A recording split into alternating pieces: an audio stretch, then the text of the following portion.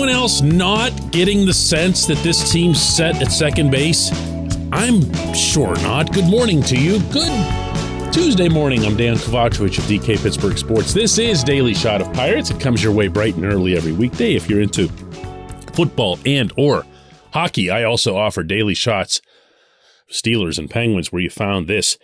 Rodolfo Castro and O'Neal Cruz have a really, really cool relationship. They've been tight for a long time, on and off the field. And it was fun to watch it grow. I'm not going to lie.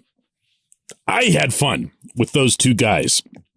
In particular, through a series I covered up in Milwaukee, where I felt like I got to know both of them simultaneously, like they wanted to sit together and talk. And it became a joy to watch them interact in the clubhouse, on the field, batting practice, infield practice, and then, of course, in the games. You saw a couple of remarkable double plays turned by those two. And that can become, in and of itself, enticing. We love and have always loved in baseball to romanticize double play combos, even though they really don't matter all that much over the course of a 162-game season when compared to something a lot more boring, say, such as how an individual hits. It's fun to think of, the shortstop and the second baseman as a single entity. But here's the thing. They're not.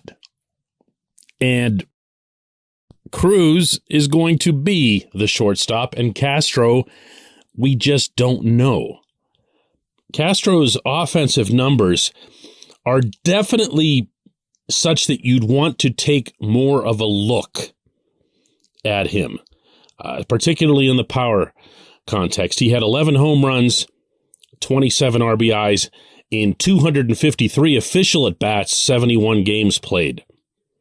And while that sounds like it's enticing enough, and it probably is, for the short term, he only walked 22 times. He struck out 74 times. Batted .233 with a .299 on-base percentage, and that's not what you need. It's just not out of a middle infield position. There's got to be not just pop, but there's got to be some production as well. This team is low enough on production at too many spots, including the infield, and it can't afford any more than that. So, what has to change for Castro? This portion of Daily Shot of Pirates is brought to you by our friends at North Shore Tavern. That's directly across Federal Street from PNC Park. It's home of Steak on a Stone, an eating experience, underscoring the word experience. The steak is brought to you partially cooked on an 800-degree stone, and you do the rest. It's a ton of fun, it's a great meal, and it's a baseball atmosphere like no other in Pittsburgh. North Shore Tavern, right across Federal Street from PNC Park. More than anything, Castro needs to shrink his strike zone. He knows that.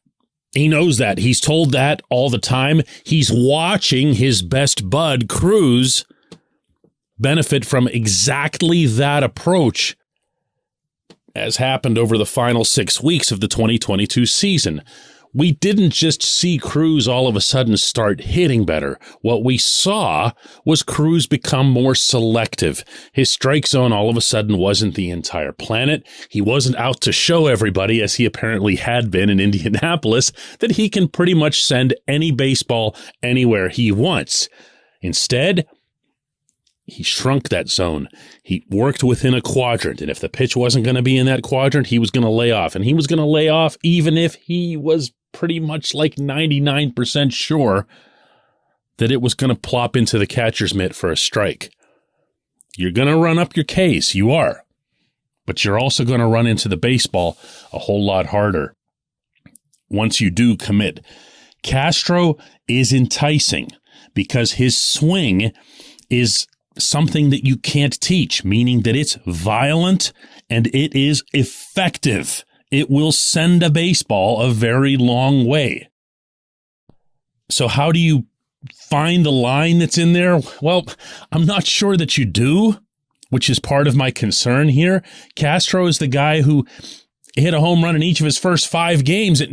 Why would you want to minimize that literal impact that he could have on your lineup? But at the same time, you can't get on base at a 299 clip in the middle infield, not in this lineup where you can't be hidden and where, by the way, your glove is kind of okay, but it's not spectacular. And then there's another factor in this, and that's that Nick Gonzalez, who by every account is a superior hitter in terms of potential, is going to arrive sooner rather than later at that same position. So is Castro just kind of holding the seat warm? It feels like it. Could Castro compete with, let's say, a Tucupita Marcano or someone like that in spring training? Sure, but would they both be seen as seat holders? Yeah, I think so. I believe that the future of second base for this organization is Gonzalez until proven otherwise, for the pure and simple reason that the kid can hit. He's got pop, but he's also got production. Castro, if he's going to beat him out, he's going to have to do it now. He's going to have to do it before Gonzalez even arrives. I really believe that. When we come back, J1Q.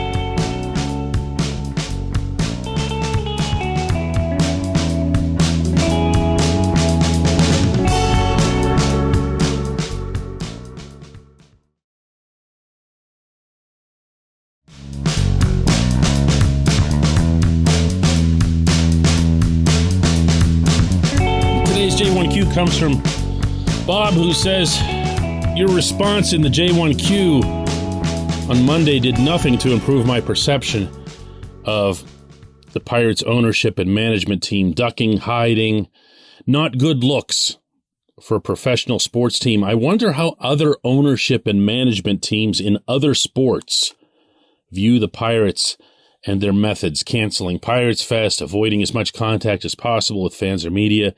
Is this unique to the Pirates? Honestly, Bob, I have no way of answering that. I cover 3 teams. I invest everything that I have, time-wise and otherwise, into covering these 3 teams, so I don't have a whole lot of extra insight to offer on how they do it with, I don't know, the Cardinals or the Angels or whoever. I just don't. I do know how to compare them to the Steelers and the Penguins, and that's actually more of a mixed bag than one might think.